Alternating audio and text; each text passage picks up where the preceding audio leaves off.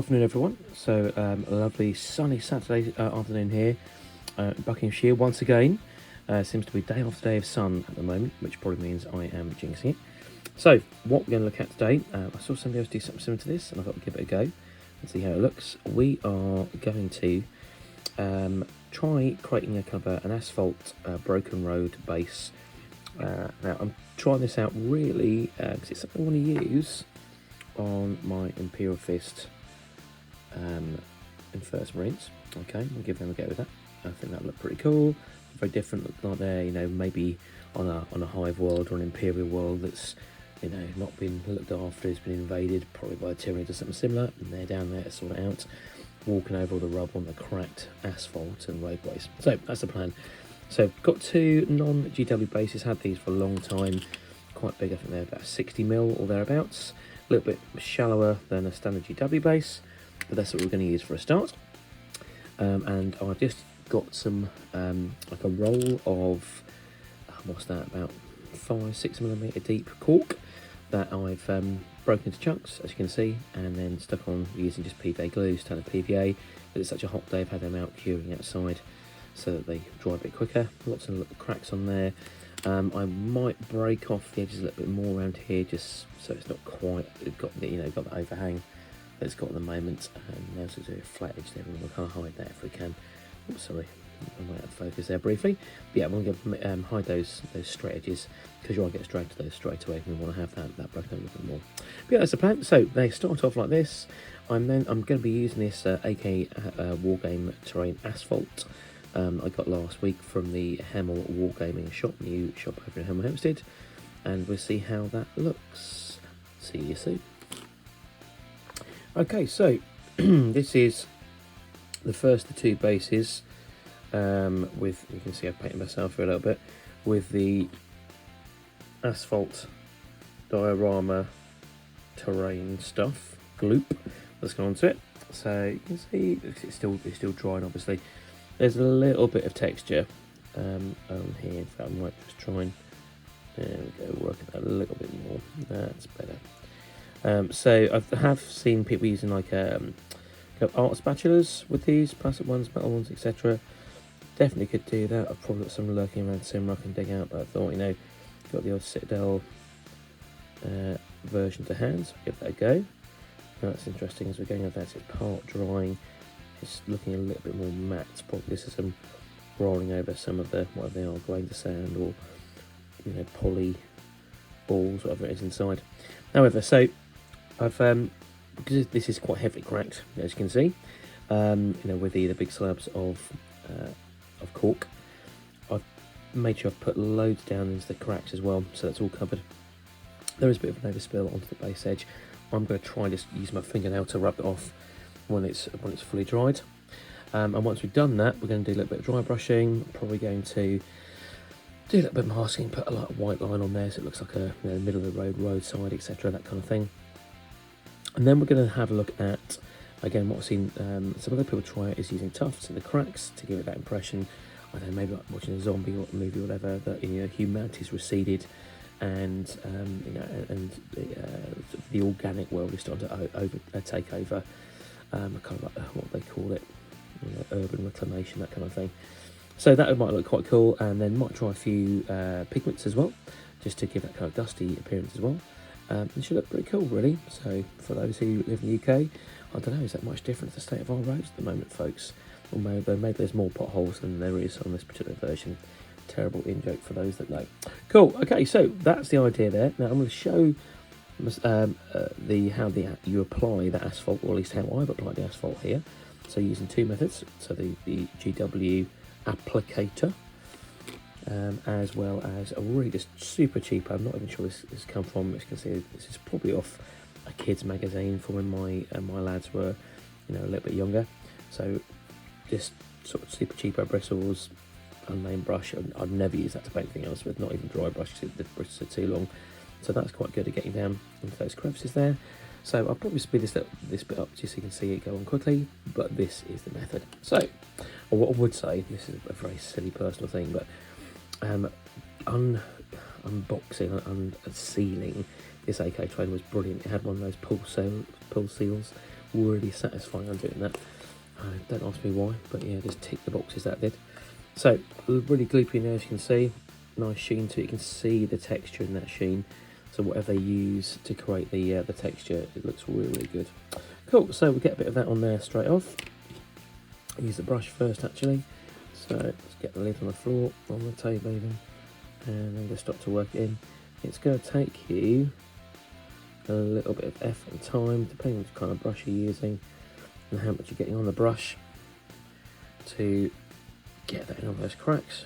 Again, depends what you're doing scenery wise. You might just be painting this sort of standard road and creating something that your vehicles can sit on as part of a diorama, or just, you know, maybe it's an armies on parade situation or something similar. Yeah, so just work that in. Try and do it fairly quick. Anything that goes on top is no problems at all. We will, because it seems to take a good long while to dry. We've got time to then use our texture tool or our spatula or credit card or whatever you can use to flatten it out, and then we can make that white on top. What we do want though, and you could do this in a variety of ways, you know, you could do it with like a thin down, a bad and black or whatever, but we just don't want there to be any of the naked cork, you know, on view. Let's see what I can show you there. You can see there's a few bits just over here which I haven't quite reached yet. Yeah, so the plan there is just to make sure we get right in, checking from all angles, because of course if you're anything like me, that's one of those things you will spot straight away once you've finished your base, finished your model that you're going to display on the base. Any of those little areas which haven't quite got the paint, you will go straight to those. That's just the way that the art works, the way of the artist's eye at least. Cool, so obviously I've not sprayed this cork, it's just off the roll, glued down, glue's dried and cured. So it's going to be a little bit thirsty, the cork, so it's not been sealed, but this AK Asphalt is really wonderfully gloopy and thick, so it seems to take to it pretty well, and hopefully it binds to it successfully as well. So bit of a job getting that gloop up there. It's wonderfully gloopy.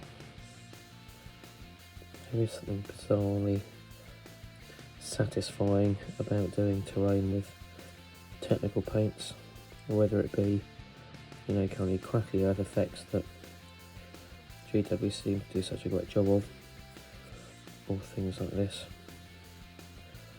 I must admit, I hadn't really considered doing kind of roady asphalty vibes until I saw this last weekend, and now I've got to say I am fairly excited, particularly because if I do use this process for the Imperial Fist Terminators and Imperial Fist's Furnace Marines to be placed on, it's going to have a wonderful contrast with that yellow against the black. Yeah, that super stark contrast.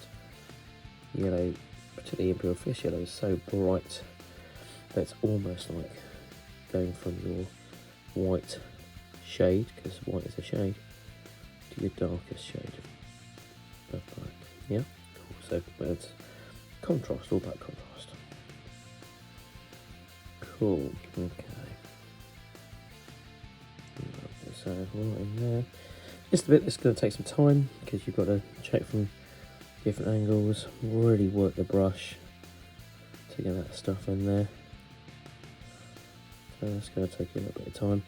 If you've got big gouges like I've created, if you've just got sort of slivers of cracks or flat surface, then it's going to be a darn somewhat quicker.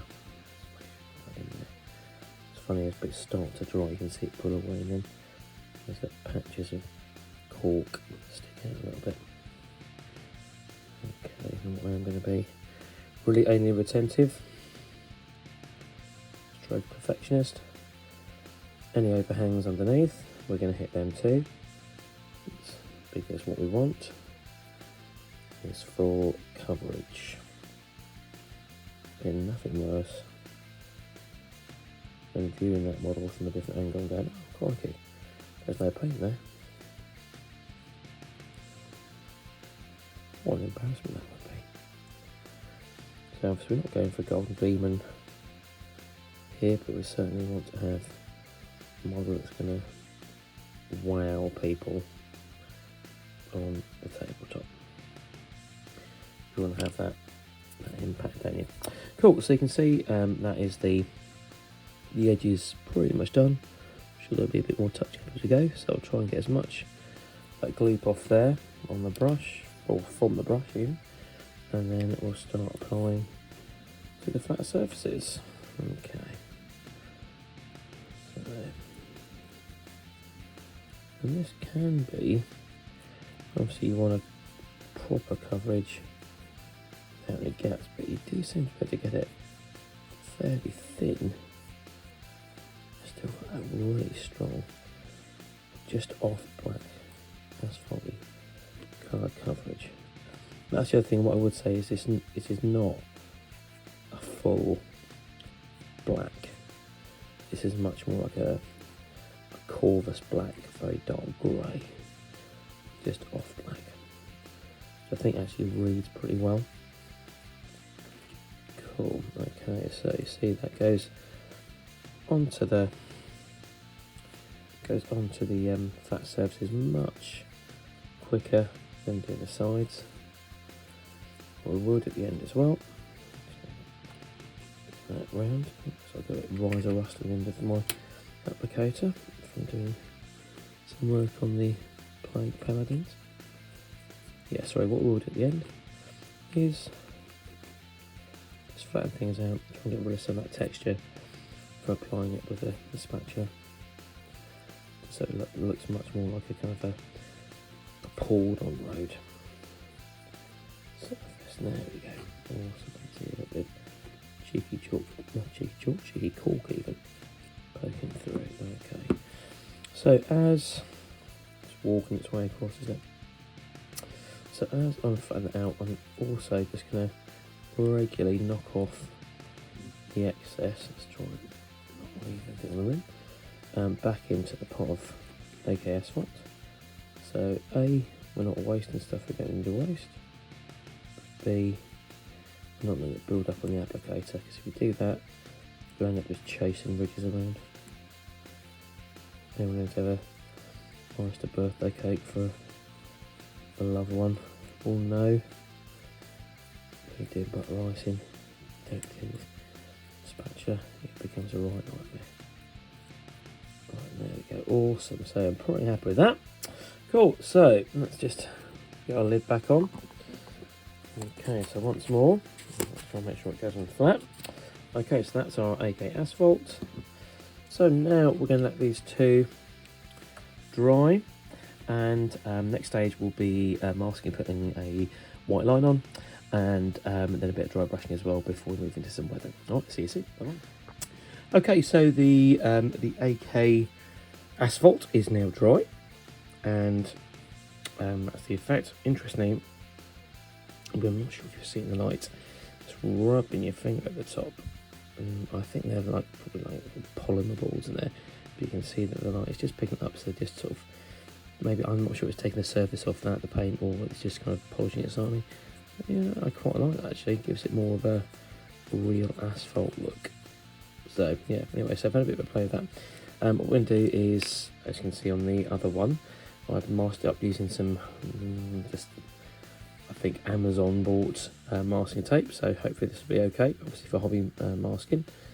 And I'm just going to use another sort of super cheapo brush with a bit of Duncan Rhodes Trooper White to then dab on, just to stipple on and create a right line. Obviously it's going to have that break in the middle, you've got the crack, hopefully that'll look good. And if that works on here, then I will do the same thing on the other side as well. Okay, what I have done off camera is there were some parts where either as it dried the paint's going to pull apart, or I just didn't cover it well enough when I was putting it on originally, and there was a bit of cork showing through, so it's been a bit lazy and put some Aberdeen black there. It was mostly in the cracks, so you're not going to see that too much, and it's not particularly obvious when it dries. Okay, so let's get some white Trooper on the palette. A bit of a shake, lovely, and that looks okay, and we'll see how that goes on. What I'm hoping, there we go, okay, let's just see, yeah, what I'm hoping is we can just basically stipple it on there. We don't want it to look too fantastico. So I've chosen to do this first rather than dry brush the asphalt and then put it on. Just that when we do dry brush, it looks a little bit more, I suppose a little bit more realistic. So it ties it all in. We'll see how that looks. Might be the right way to do it, might not. Find out soon. But hopefully we'll have that look. Now we don't want a completely pure solid line of white because if anyone has ever been near a road, when they put the white lines down, there's always little breaks because the road surface is textured, so it never quite gives 100% coverage. Right, so that's the idea there. Now I'm gonna see, being a bit cheeky and lazy, whether nice, that's looking okay. Yeah, great. So that's lovely. It looks very new at the minute, doesn't it? I think that's, hopefully the dry brushing next will be the right thing to do there. That should break that up a little bit. So we're going to similar thing over here. I think we're going to go, let's see, can we just widen this finger through the white? If we can reuse these, like the true skin flint I am, that'd be marvellous. Remember, these are just test bases. These are not necessarily going to be used for models. So there we go. Let's just make sure we've got those down fairly well. Straighten them ever so slightly. And then same process again. That looks a bit out of kilter there, doesn't it? Of course, you're drawn to straight lines, so you're going to see that. Cool, hope this looks okay. Once again, we'll be really careful with that crack in the centre that we don't accidentally put the white down there, because obviously it wouldn't have had it in there when it was originally laid. So tap it on again fairly gently. Really happy with how it's gone down on the other base there. That looks really, really good. Exactly how I was hoping it would be. So just tap it on. We'll give it a couple of passes. As I said before, just going to want to be really careful of that edge, just so we don't go into the crevice. Otherwise that will just end up looking a bit wick, as my Northern Irish wife would say.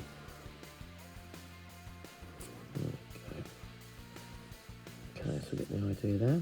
Looking pretty good. Obviously the rear tester is always when you take the masking tape off.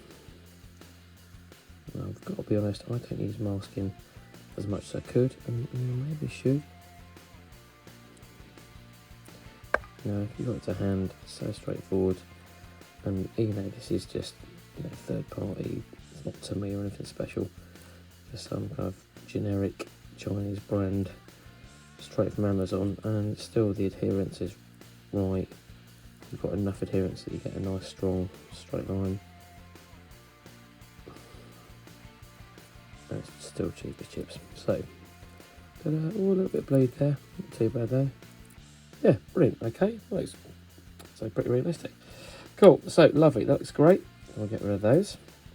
So give that 2 or 3 minutes of drying, and then we'll start doing some dry brushing, I think. See you shortly. Right, so that's had 2 or 3 minutes of drying time. Now I've got where are we? You can tell by the sticker, that is a pretty old bottle of fish bite bone even. Looking pretty gloopy inside. That is dry brush only at this stage. I think last time we used it, I put some airbrush thinner in just to try and get a bit more life out of it. So that shot, but use my textured dry brushing mat just to get that ready. Now we'll see, we don't want to be too crazy on this. We want to give it enough just to get kind of a bit of gentle edging and ping and a bit of variation. But I want it to look pretty realistic, really. So yeah, that's looking good. That's looking good. And now I've got three different LED lights on at the moment. So there's a lot of light through, which means that in a sort of non or naturally lit environment, you're not gonna, it's going to read differently. Okay, I know most of us who are into the hobby, let's load that brush up again, we'll have a range of different lights. You maybe they've invested in like the green stuff arc light. That's pretty cool. Very jealous of anyone with those. But it's always worth turning them off once you think you've got your model to where you need it to be, and just go into a bit of natural light and seeing how your colours and your highlighting and low lighting work. Quite often what you'll find is that under the LED lights, everything is super bright, super contrasty, and you take it into natural light, it doesn't look quite as good. So if you are going to be gaming with them and you want people to go wow when they're looking at the gaming table, I'd suggest maybe what you do is go a shade darker and a shade lighter than you would normally, and you'll probably get that ping that you want. Okay, for me, it's a bit like doing like photography work. You over sharpen things when you put them, that kind of stuff. Right, okay, so going to a bit of standard Screaming Skull. So anyone who's been painting Warhammer for a while, you know that Ushbati and Screaming Skull tend to go hand in hand. Got on, that is again a nice old pot, so a little bit more life inside that though. Thank goodness. So again, we're going to be really careful. I load up my brush, but the vast majority of that is coming off on my dry brush textured matte, as you might expect. Just try it in my hand, literally hardly anything coming off there, but it's exactly what we want. So edges, now I'm using not a wonderful round edged hard dry brush like many of us will use on our actual models. This is a standard shade brush, actually. Look at that, from Citadel. So its brushes are slightly softer than a Citadel dry brush. I never use this for shading, so it's never had any use doing that.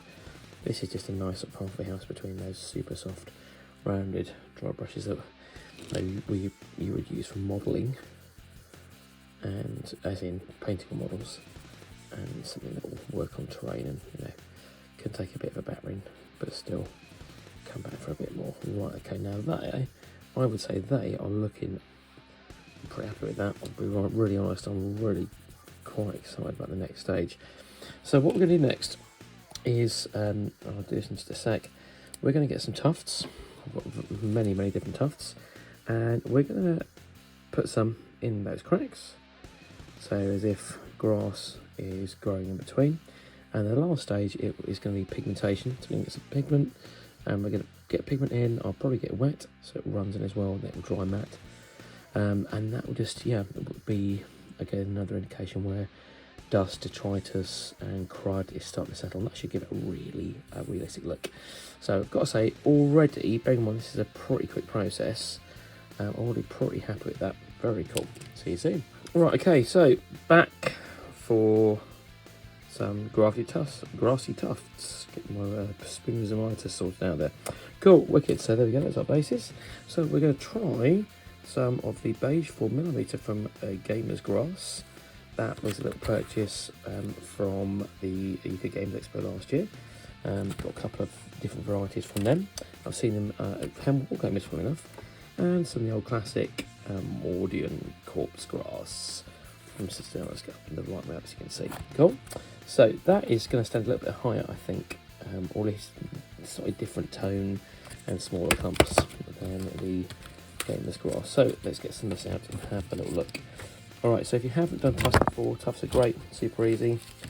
So let's get out off the picture. Basically they've stuck onto a little bit of sticky gel, some kind of sticky gel. So all you do is get your tweezers, carefully pull them off, find somewhere for it to go, right, just in there. There we go. Put them down, and then you can get rid of everything that's loose. Just loosen that bit, shall we? Cool. And there you have a little tuft of grass that's grown up somewhere it shouldn't. Okay, cool. So let's try some of the 4mm beige from Gamer's Grass. Now, what I would say, the Citadel one is twice the size of that, so that's interesting in itself, isn't it? Oh, there we go. And there's at least the good thing about this Gamer's Grass, lots of different sizes. Okay, let's take that slightly. Sorry, folks. just so we can see. So let's have another little bit just in here, shall we? Yeah, there we go, like that. That's good. Maybe one more bit bigger. Just lurking at the edge there. Look at that, that's great. Yeah, I used to get really funny about not using too many tufts and worry about, you know, where's this tuft going to come from? Anyway, just get stuck in. They're not expensive, and these days so many different places make them. Okay, so cool, that's looking pretty good. What I did see at the Games Expo last year as well, again this bit of a leap for me, relinquishing control, is people really mixing up the colours of their tufts. The effects are really good actually. So once again, you know, I'm going to try and be a little bit less controlling and experiment a bit more with those in the future. Cool, so there's one there. I think we're just going to have one more, a slightly larger one here. Can we fit that one right in the middle? Yes, just stick it down carefully. We'll see it now. That should be right. Cool, okay, now that is looking nice. The great thing obviously about this as well is that you're not waiting for it to dry. It's in, it's on, it's done, that's it. Super quick, lovely. So last thing we are going to try is some pigments. So see you in 5 minutes. Oh, there we go, get it back in shop. See you in 5 minutes to get the pigments done. Bye bye. Okay, so here we go for a bit of extra special weathering. Okay, so I don't use pigments that much, I'll be honest. So this is, or these are, I should say, some dry pigments that I got as part of a Kickstarter. They are, I'm going to try not to tip and open up, that would be classic, wouldn't it? They are the Shadows Edge Minis.com. So I've got a range of 6 different colours there. You could get a lot more, but you know, I'll just try it out. So I'll support them and you know, give some pigmentation effects a go. So using 2 different, like a brown and a tan colour here. Now what did come with as well is this acrylic pigment binder. So in a minute, when I've done both bases, we'll give that a go. Cool, so that's looking, it's very kind of a scale model vibe, isn't it, I guess. I'm going to put some more of this over here. It does look a little bit more brown than these two. It's not what I thought, is it? It's looking for a few different effects. So that's pretty cool. Compared to the non-pigmented, just get those again, loads of light there, awesome. And we can see that, so yeah, that's pretty cool. You've just got variations of tone essentially, haven't you? Yeah, and it gives it a more realistic lived-in look. So cool, so let's just try on the other one. So let me clean that brush a bit. Now I've got some pigment on my palette, so it's just literally just powder at the moment. So I'm going to try to pick that up and not waste it, and try and get that mostly in the crevices, like so. Now obviously this is not super exact, but anything, because it's dry, that goes up on top. If you don't want it, you just brush it away or work it in. What I do like about this is this, you know, most of you guys know I'm a teacher. This is like doing art. Excuse the dog noises outside. I'm quite sure what's going on. Yeah, this is like doing art for me, so it's refining. It's a refining process. We're working into things.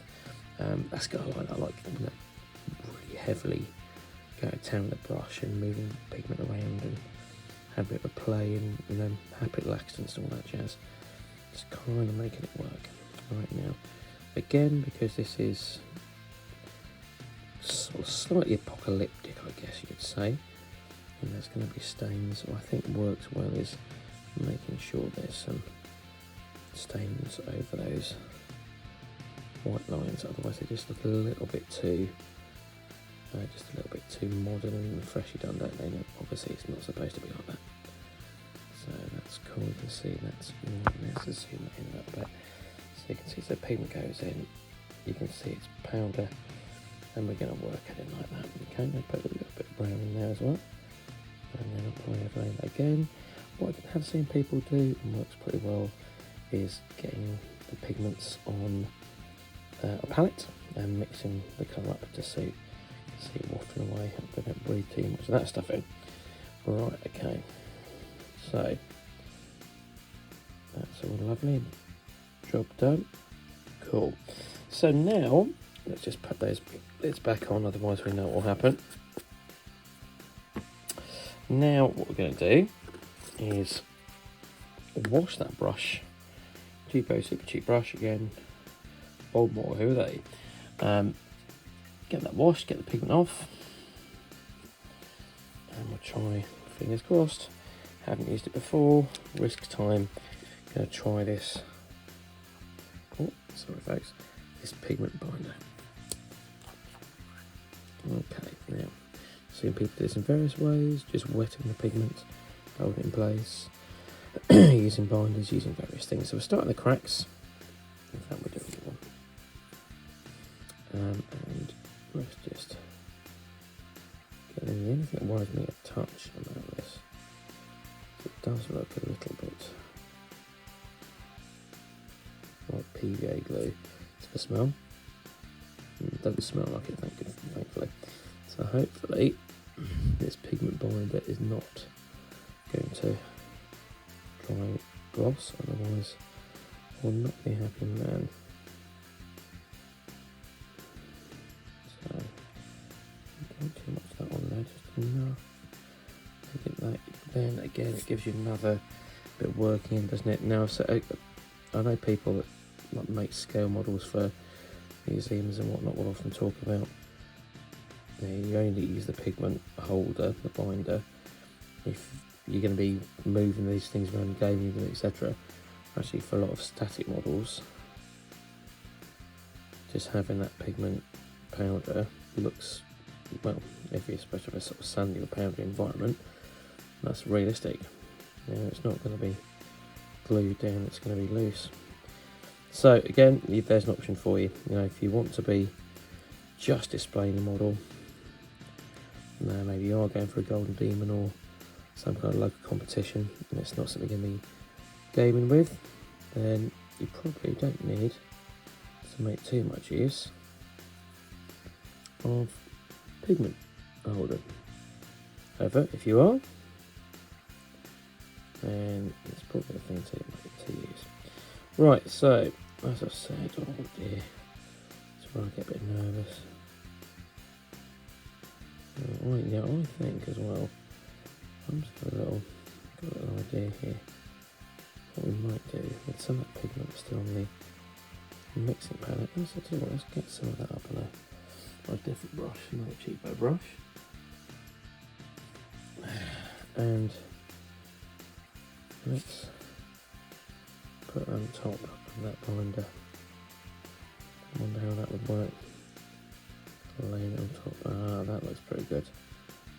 Maybe that's a bit of investigation needs to go on to see whether actually what we're supposed to do is put the binder on first, then put the pigment at the top. Who knows? Who knows? Anyway, so I'm going to have a bit of a play with that, and I'm going to come back to you just for a short finish up once this is dried. Okay, so there we have finished articles. So that's, well, you know, on and off, a couple of hours work. Certainly could be a little bit less, what's the word I'm looking for here, clumsy I guess, around some parts. However, the overall effect is pretty good. I do like it. It's got lots of depth. You know, I think if you imagine, it's not going to look great here, is it? I guess, but if you imagine a marine sat on top, yeah, that's going to look pretty good. There's a very, very high chance that my Imperial fists are going to get an outing on this kind of terrain. It just looks next level, really chuffed with that. Super simple. So, things you need, obviously bases, clearly, chalk and PVA glue, that AK Interactive Asphalt, to use the proper term, is really, really good. Although I think, you know, equally you could do it with some, you know, some of the astrogranite, just paint it black. I think that would work as well. And yeah, a bit of dry brushing, a bit of masking, and then some tufts. And if you want to go for brokers, go for some weathering powders, and you've got a really cool looking base. Yeah, obviously it will need a trim with the colour around the edge if you want to do that. That'll work perfectly. Yeah, so there we go. Hope you give that a try yourselves. Please do upload your images if you do, or give me some feedback on what you think. And I'll see you again soon. Bye bye.